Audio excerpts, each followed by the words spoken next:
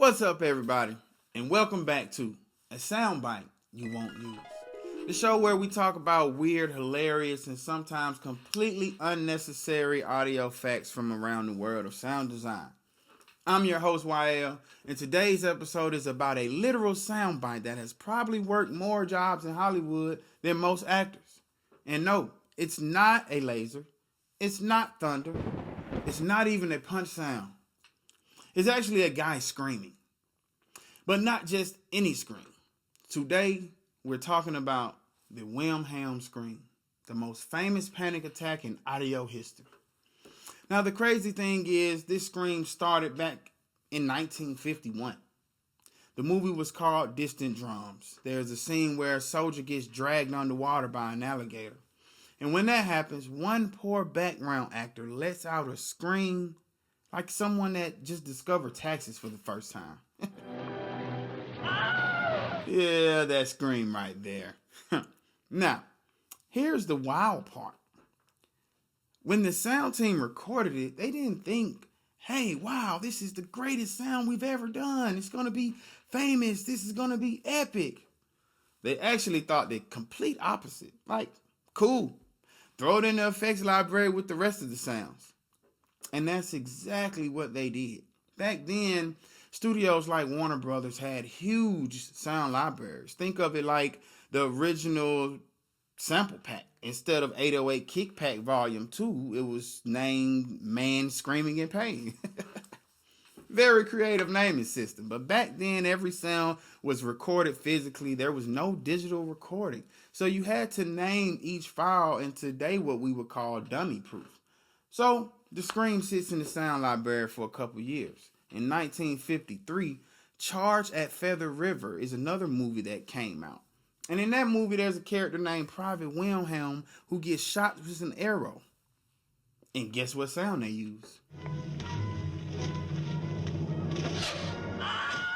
Yep, that same scream from that one poor background actor. But that's how it got the name the Wilhelm Scream. And it wasn't even his scream. At this point, it's just another reused sound effect, nothing special. Just a guy screaming his lungs out like he stepped on a Lego. But then something happens that's changed audio history forever. 24 years later, that is. In 1977, a young sound designer named Ben Burtt is working on a little movie you may have heard of, called Star Wars. Now, Ben was digging through old sound libraries looking for sound effects, because back then, you didn't just download sounds online. You literally had to go digging through recordings like an audio archaeologist. And while digging through the crate of the Warner Brothers archive, he finds the Wilhelm Scream. And he loves it. So what does he do? He sneaks it into Star Wars: A New Hope. There's a scene where a stormtrooper falls down the shaft. And suddenly, you recognize that? And from that moment on, the Wilhelm Scream became an inside joke among sound designers. Once Ben Burtt used it in Star Wars, other sound designers started sneaking it into movies too. Kind of like a secret audio handshake. And over time, this scream started appearing everywhere. We're talking movies like Indiana Jones, Toy Story, Batman, Lord of the Rings, countless video games and cartoons. Basically, if someone falls off something dramatically, there's about a 40% chance that they're using the Wilhelm Scream. That's a high percentage for one scream. At this point, the scream has appeared in multiple films and TV shows, hundreds, which means this random recording from 1951 might just be the most successful background actor in Hollywood if you think about it. That scream has worked more movies than the actor himself.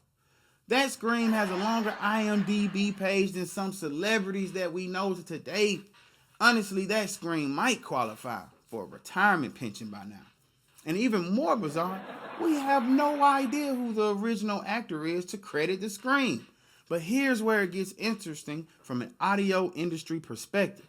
The Wilhelm Scream shows how powerful sound libraries are, because one recording, one moment, one random guy yelling can live on through decades through reuse. And that's something that most of us audio engineers understand very, very well. We reuse sounds all the time. Snare samples, Foley recordings, room tones, sound libraries are basically the DNA of audio production. And the Wilhelm Scream became the mascot of that ideal. It's proof that a single sound can become a part of storytelling culture. But unfortunately, there's a twist. All things come to an end. In recent years, mainly sound designers have been moving away from the Wilhelm Scream because it has become too recognizable. Once audiences started spotting it, it could actually break immersion in the film. Imagine watching a super serious war movie. Someone gets blown off a building, and then suddenly you hear. Now the audience is laughing, not exactly the emotional moment that the director was going for. So some modern films are pretty much moving away from it.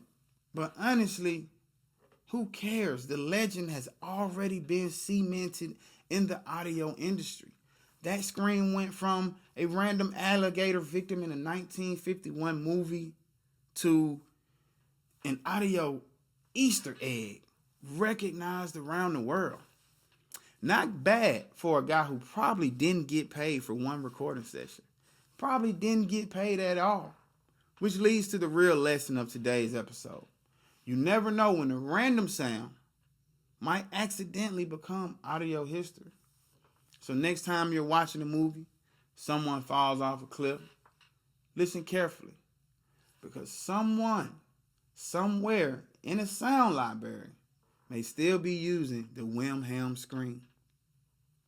And that's today's episode of a soundbite you won't use, where we prove that sometimes the most legendary audio thing can come from the background. It can come from something that no one has ever expected. So we'll see you next episode. Thank you for tuning in. Make sure you share this with the friends because everyone loves a fact that they didn't know they need. Did you need it? Did you care? Doesn't matter because it's a fact that you did not know was there. Till next time, hit that like button, that subscribe button. Refuse to sound ordinary.